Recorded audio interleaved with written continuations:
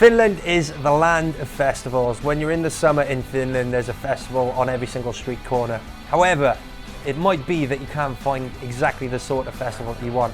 But what do you do in that situation, Hash? You come up with your own. You come up with your own, exactly. Porvoo Jazz Festival founder, multiple entrepreneur, photographer, artist, all-round good cunt, website hoster, Hash Fasani. How are you doing today, mate? I'm good. Yeah, I'm all good. Good to be here. Yeah. Thank you for inviting me. Yeah, no problem at all. So yeah, what I was thinking is, what the way we've been starting all these shows so far is just basically, why are you here? how did you get to Finland? What's the story, man? I got here because my second wife. I'm collecting them now. She became pregnant, or we became pregnant, and she was Finnish, and it made sense for us to move over just prior to her being born. I was just about to set up a jazz club in Brighton, and which is where I was living at the time.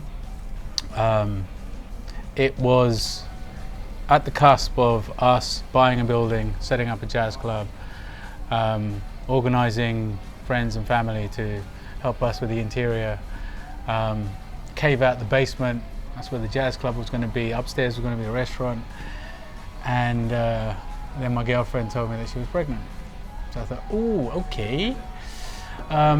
So we hung around for a bit and ended up coming here just before she was born. She was born on September 9th, so we've just had the birthday. Yeah. Yeah, and it's been epic ever since. Yeah. It was a good move. I never thought I'd ever move to Finland. Nobody ever moves to Finland unless there's a woman involved.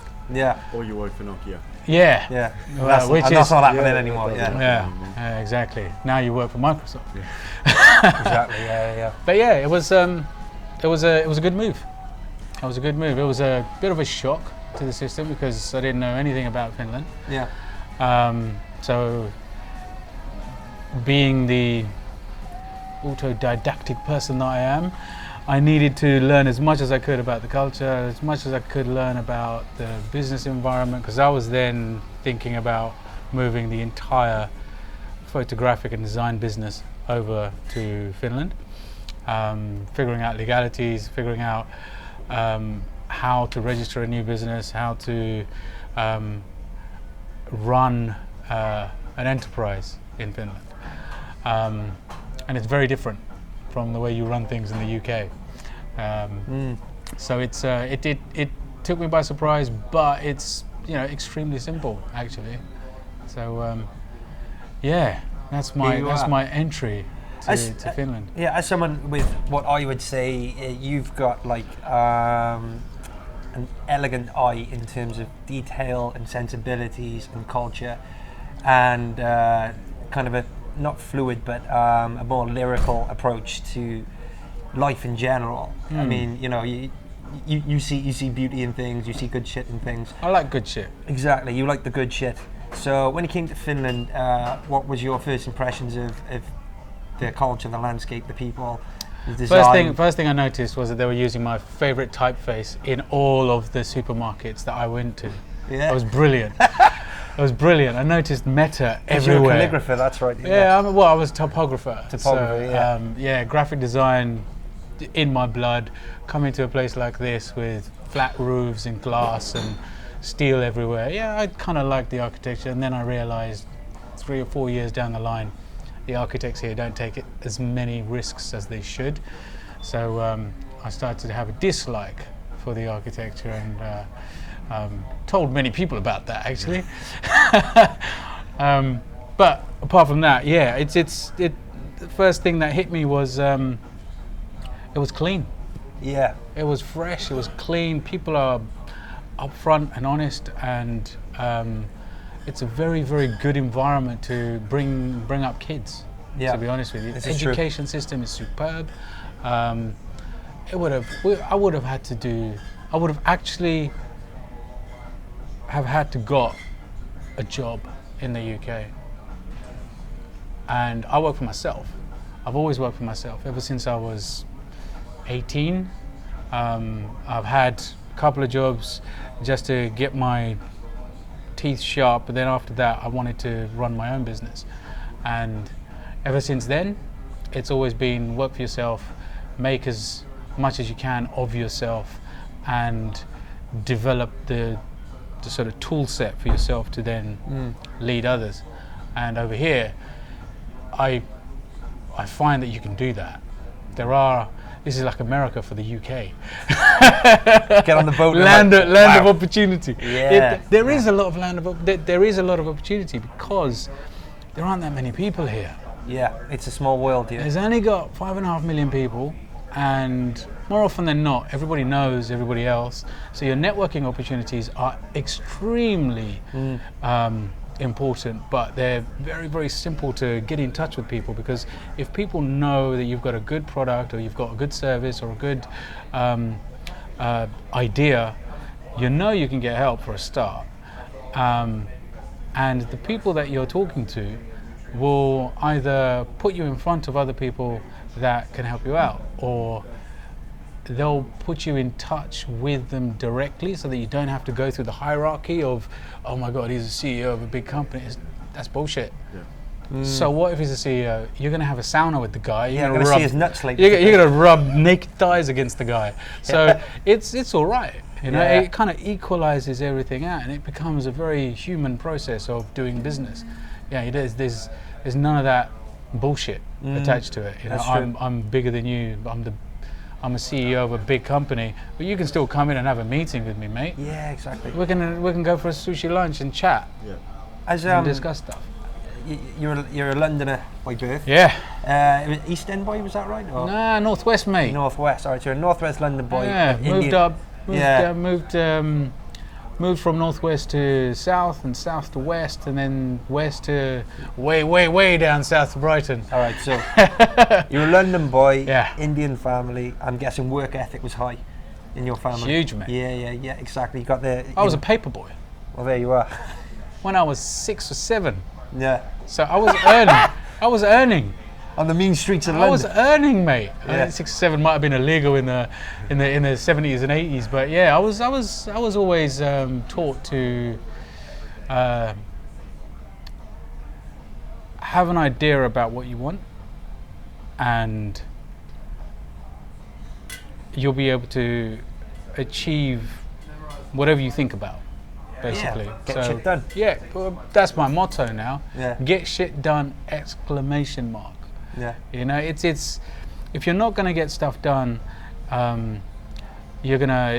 life is just going to pass you by, and then when you're 50 or 60, you're going to say, shit, I'm going to die with lots of friends or lonely.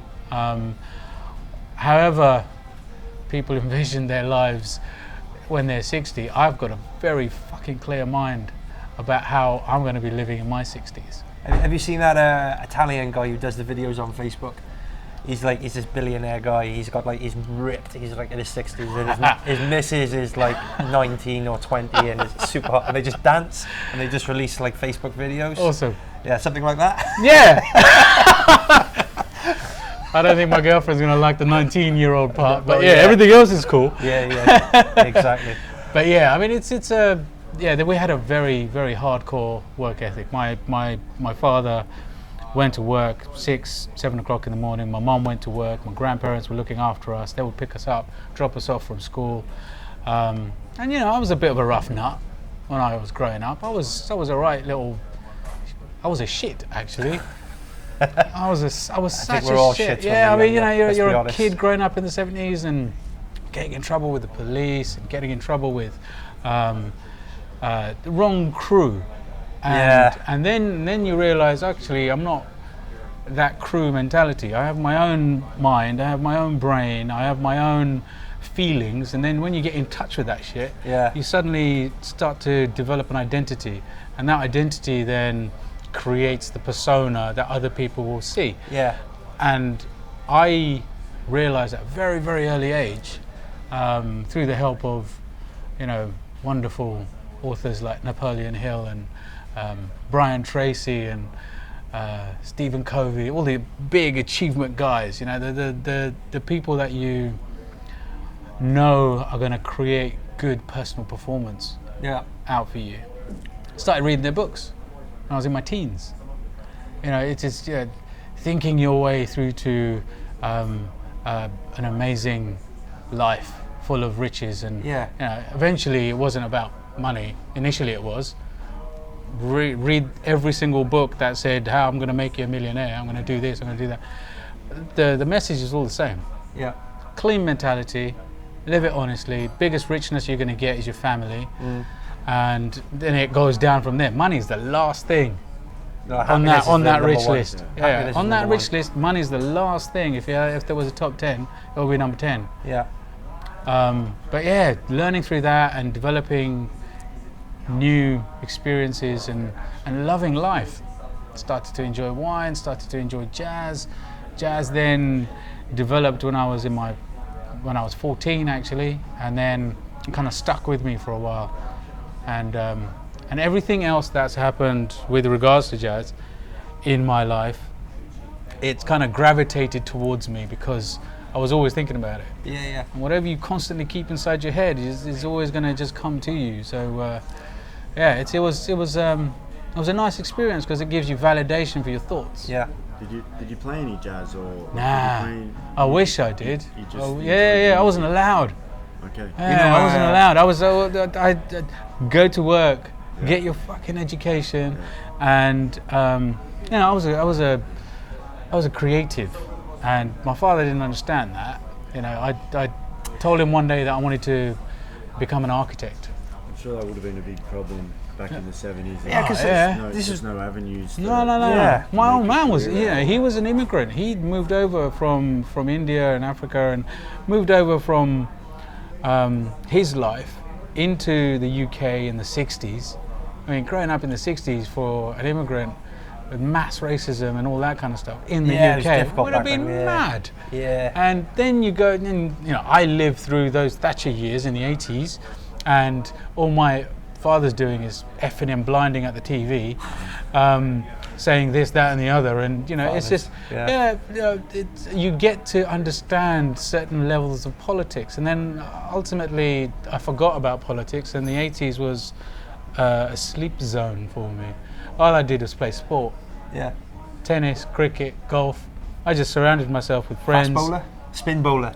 I was actually a fast bowler that really fucked up at cricket, so I suddenly became a spin bowler, and I had big thighs at the time, so I became a wicket keeper as well. I don't know, have there ever been any spin bowling wicket keepers? I don't know. No, I was the only one on earth, mate. I can't think of any. Yeah.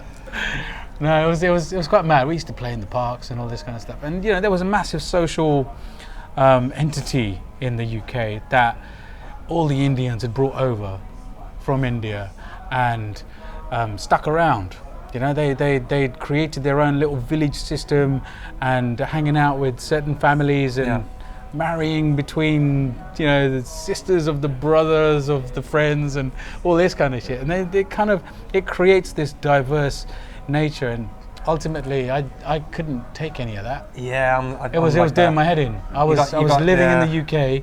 I was exposing myself to such Western ideas, and I didn't find any affiliate. I have good faith in it. You know, my culture's Indian. I have massive respect for it. I just wasn't living in it. Yeah.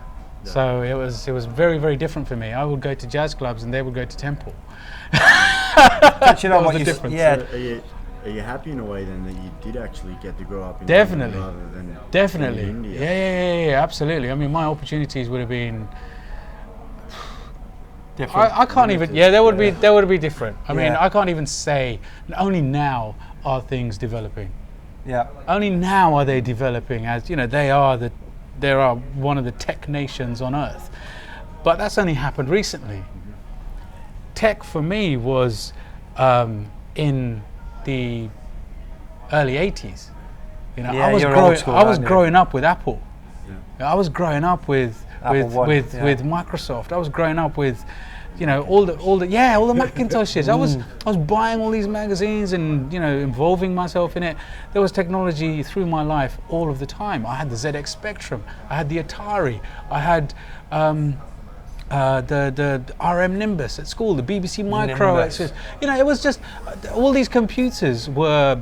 Floppy disks. Yeah, exactly, mate. This big. I had games that I was playing on floppy disk, 5.25 inch discs. I remember the disc a game, drives were yeah. massive. I remember a game You we had used to the play. Oh, You mate. had to write code just to get in. Yeah. Exactly. Yeah, exactly. We had this game on the Nimbus in school where it was a piece of bread on the screen, and basically you had to stop it when it was toasted, and like these little yellow pixels would come, and then these orange pixels would come. That's and then a shit game. And then and then a couple of black ones, and I was like, because I liked it quite, I liked it.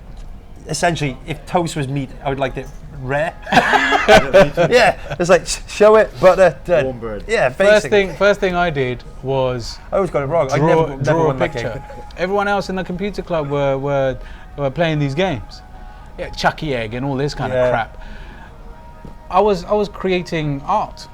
I was drawing. I was using the tablet because I'd never seen a fucking pen touch a surface and create something on a screen. That was Mind-blowing. impressive, yeah. And then I started using the mouse and started doing it. First thing I did was draw a five iron club with a golf ball in front of it.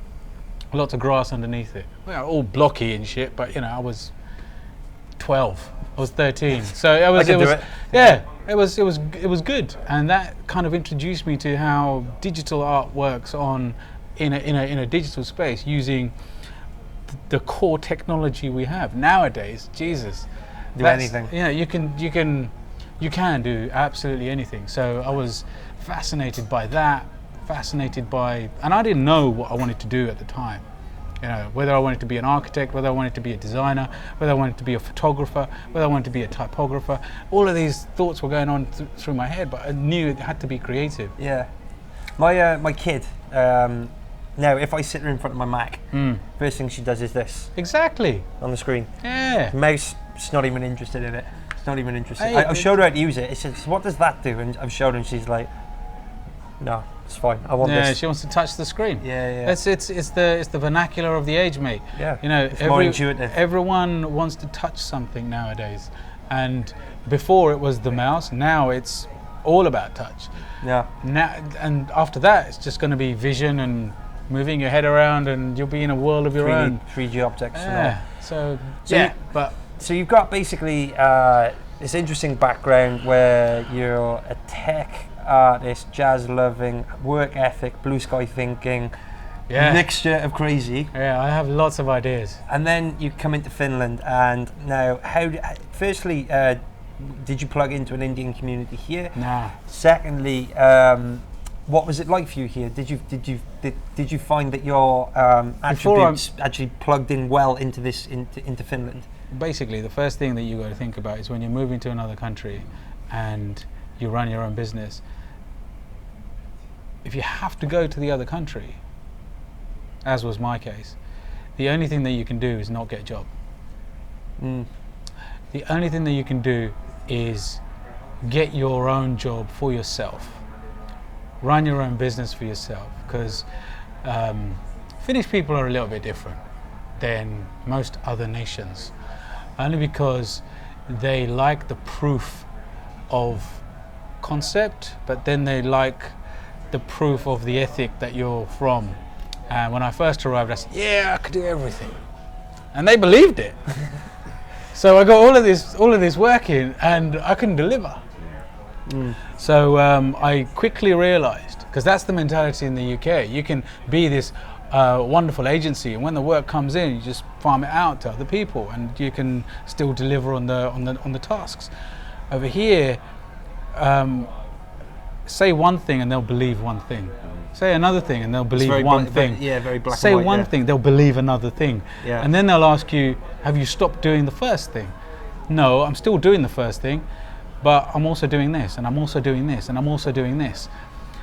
It's a progression. So for me, it was a transition of figuring out how to move the business over, and then how to tell people about what I was doing, and getting their faith and trust in the ability that I could produce the goods, and then figuring out who to talk to.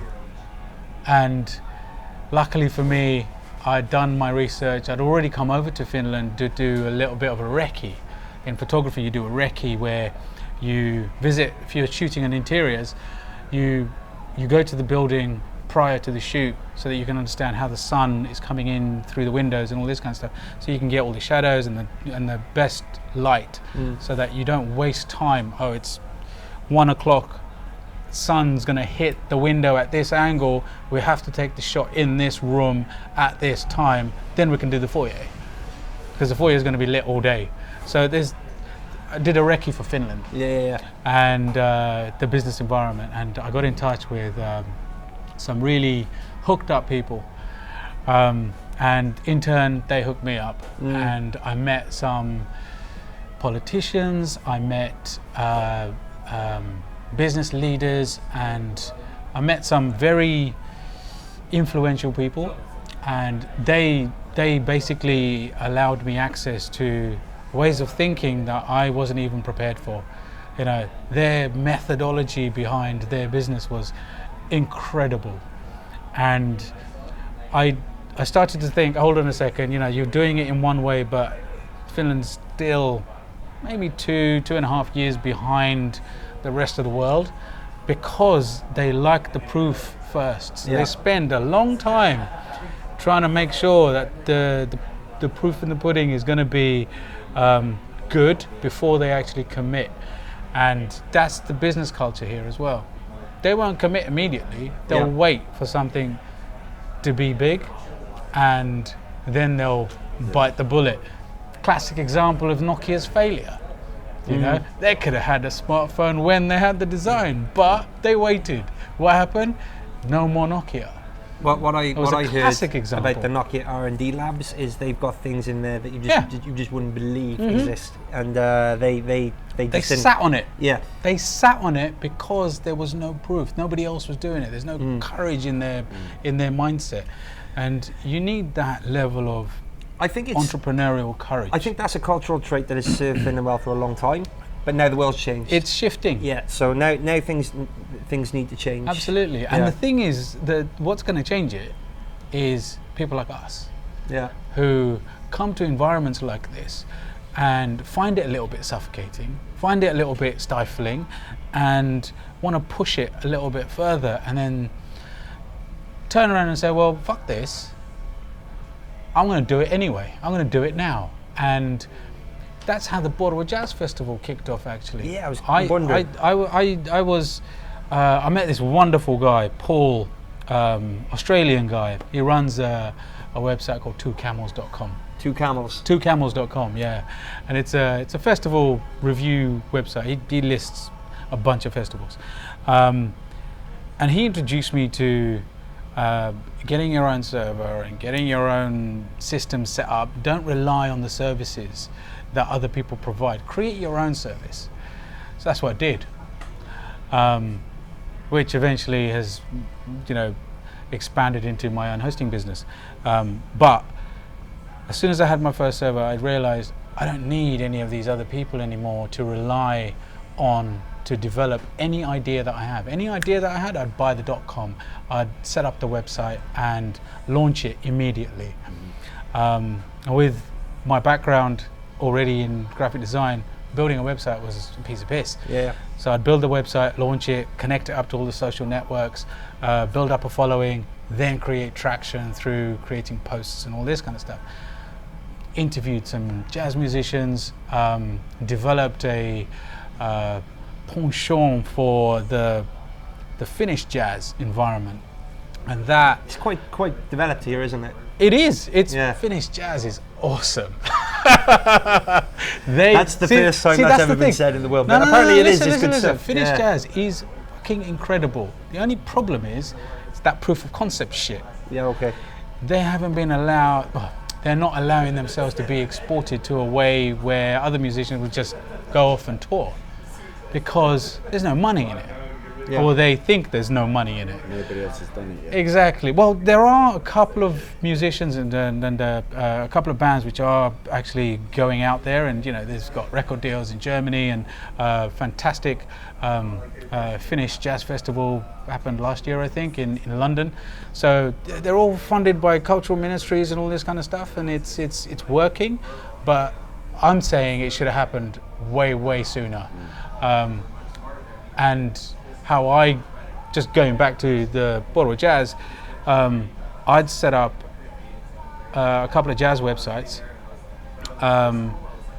thinking that I was going to make some money out of them through adverts and exposure, and I did start to make a bit of money out of it. And then I thought, actually, that jazz club idea that I had, I still want to prolong it. I still want to develop it.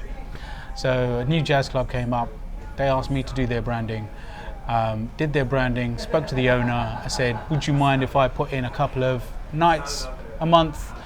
I'd bring in some international guests. Yeah, I think I went to one of your nights. Yeah. It was good. That's where I met you, actually. Exactly. That was awesome. Yeah. So I set up one of those nights, and one of the drummers in the band, he turned around to me. I was having a drink, admiring the amount of guests that we had, and thinking, yeah, boy did good. He came up to me and said, I like the cut of your jib. I want to set up the Porvoo Jazz Festival. Beautiful. You fancy helping me set it up? Yeah. And this is kind of a year and a half after I'd arrived. Snapped at the chance of setting up our own jazz festival. It would be awesome. We just had to find the right time. I had the resources, I had the graphic skill set, the tech skill set. You needed them peeps. The branding and all that marketing stuff was in the bag. We just needed the people. Yeah. And that's where he came in. He became the artistic director. I managed the branding and marketing, which I'm still doing. And it kind of developed from that. And 4 years down the line, this is going to be our 4th year. You also I don't want to say slave labor, but I do believe that one of our other guests, Creaser, worked with you to provide some students as well. Yeah. So not slave labor, but student labor, shall we say? Yeah. Yeah. I wasn't part of that conversation, so I don't know what was discussed, but there were students which were helping us out from Hagahelia. Yeah. And it was a partnership deal that we had so that they would get experience into how an international jazz festival works on the inside out and how to develop a artistic program. Yeah. And they were a great help. I think that happened last year, actually. It was fantastic. But this year we wanted to bootstrap it a little bit further to maximize the exposure, and we've now got a wonderful woman who'd come over from another jazz festival. So she's got lots of experience, lots of exposure to the jazz media. That's allowed us a shit ton of traffic from social medias and press releases going to the right people and all this kind of stuff. So it's allowed us a little bit more exposure this year. So this year is probably going to be better than our first year. So awesome. Yeah. Improving all the time. Yes. What makes Porvoo Jazz special? I know Porvoo Jazz is like very well established. It's it's a big jazz festival here in Finland. What's special about Porvoo itself and also the festival? Have you been to Porvoo? Yes. Yeah. I just want you to tell me about it. Yeah. It's fucking cute, isn't it? Yeah. Yeah. It's actually got a lot of history. It's the second oldest city in Finland. And Turku. Turku, yeah. Turku used to be the old capital. Yeah. The bastion of Finland. Yeah. But yeah, I mean, it's got a varied history, and they've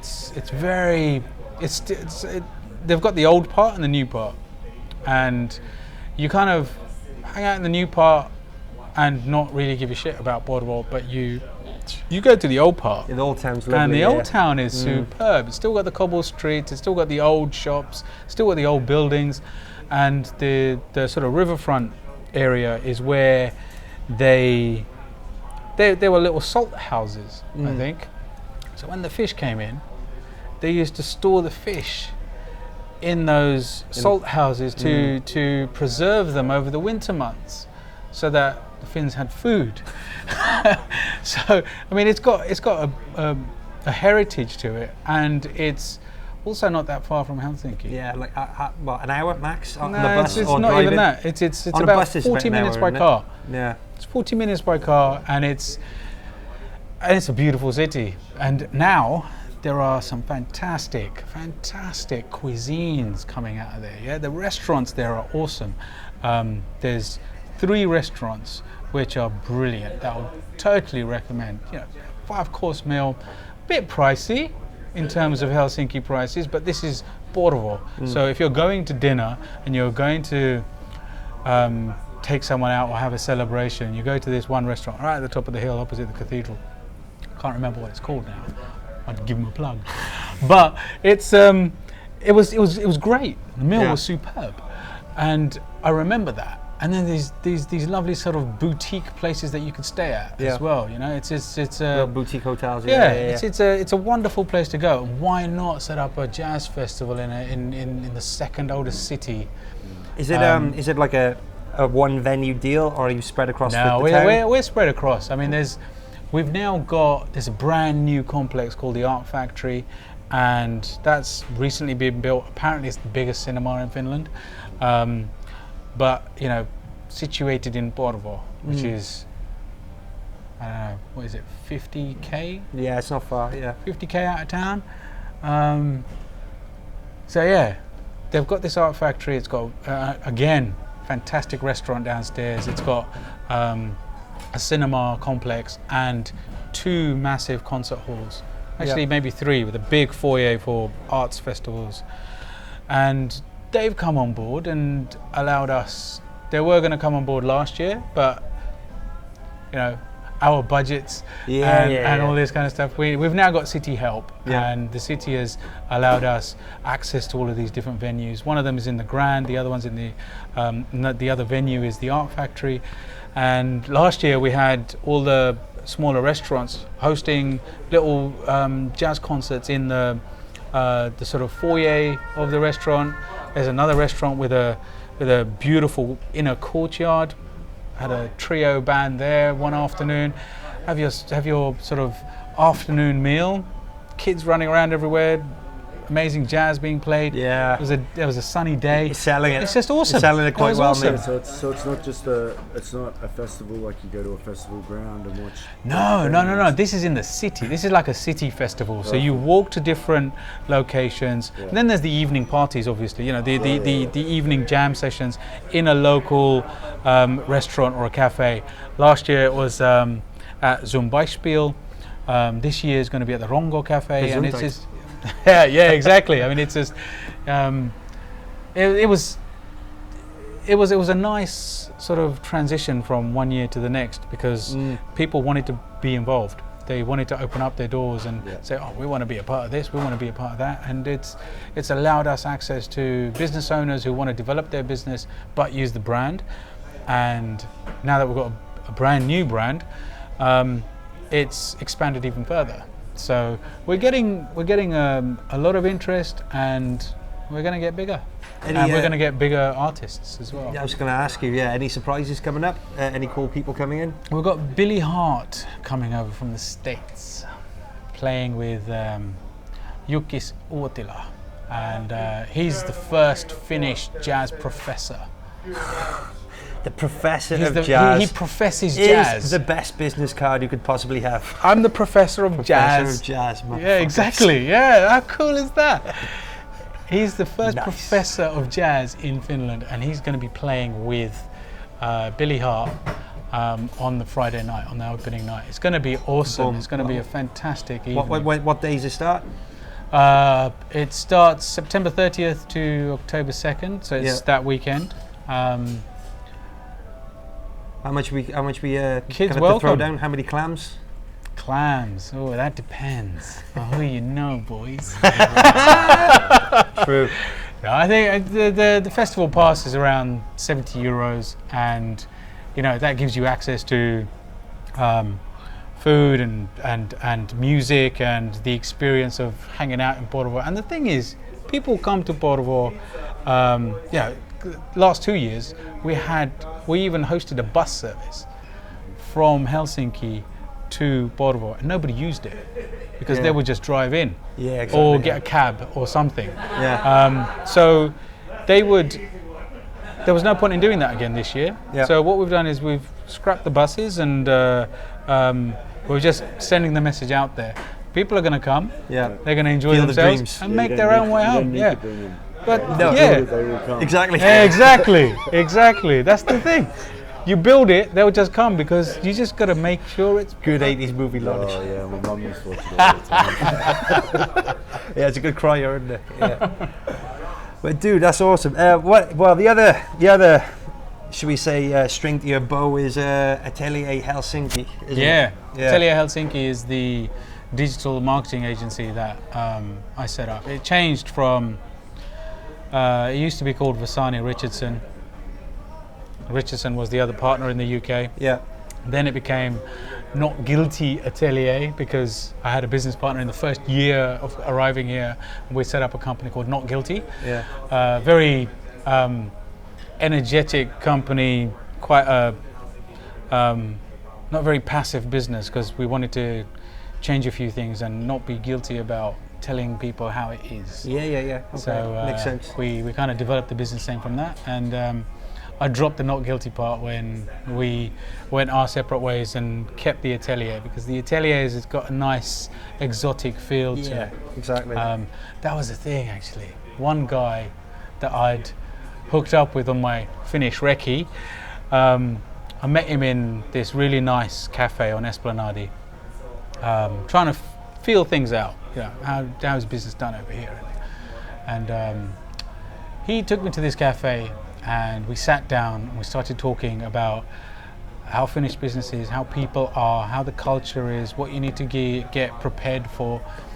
And then he said his parting comment was, there's one thing, Hash, that you have to remember, is that you're from the UK, but you're not just from the UK, you're UK and brown. That makes you exotic. So use that exoticism in your business and develop that international flavor to your business, and people will take you seriously. You're not thinking in this small blinkered view of, I'm just going to work within the boundaries of Finland. Fuck it's not that. meat and two veg, it's fuck that. It's tandoor. We're chilly. That is the mentality of business over here and work. You know what? They're afraid of going outside of the borders because they are fearful of failure.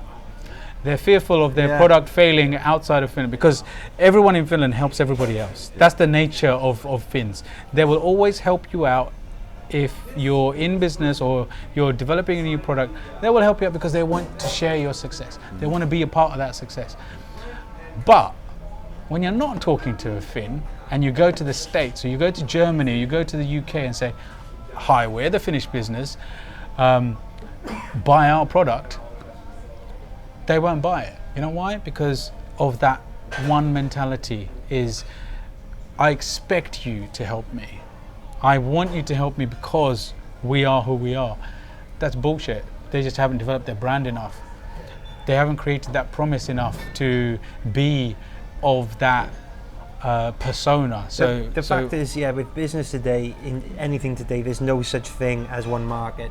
Everything is global. If you're knitting baby booties up in Lapland, your audience is global. It's as simple as that. Absolutely. It really is. I set up Atelier Helsinki with a vision.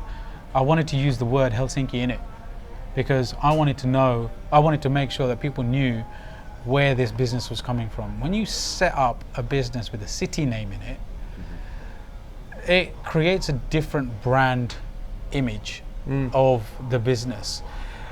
It allows me access to Atelier New York, Atelier Sydney, Atelier London. I could set up design marketing agencies all over the fucking planet if I wanted to. But I'm still small. But that's the goal. That's the bigger picture. But setting it up so that people are aware that you are from a certain locale, I wanted to smack that that vision of we're a Finnish business, so we're not going to move outside of our borders, out of the window. Yeah. I'm from Helsinki. I live in Helsinki. My business is in Helsinki, but you're in New York. I want to do business with you. Mm. I've got clients in America. I've got fantastic clients in Australia. They're all over the world now. And You got two sitting in front of you. yeah, exactly, exactly. So it allows me access just by branding yourself and saying, no, I don't care about the Finnish mentality of blocking your boundaries, and opening it up. That was the exoticism that the guy was talking about, you know. Make sure you bring that international mindset to the mindset of the Finns, because they're scared of expansion, they're scared of growth, they're scared of this, they're scared of that. And this was from another Finn. Yeah. You know, this wasn't another expat. I think it's something that's recognised, and I think it's something that is starting to change. But the opportunity is to be in there now. Yeah. Is to be in there now. And be one of the front runners of this. Yeah. Yeah, for sure. Mate, it's been an absolute pleasure. You're very welcome. Yeah, it's been good. Where can people find you online if they want to you or the Porvoo Jazz or Atelier? Well, PorvooJazzFestival.com. Yep.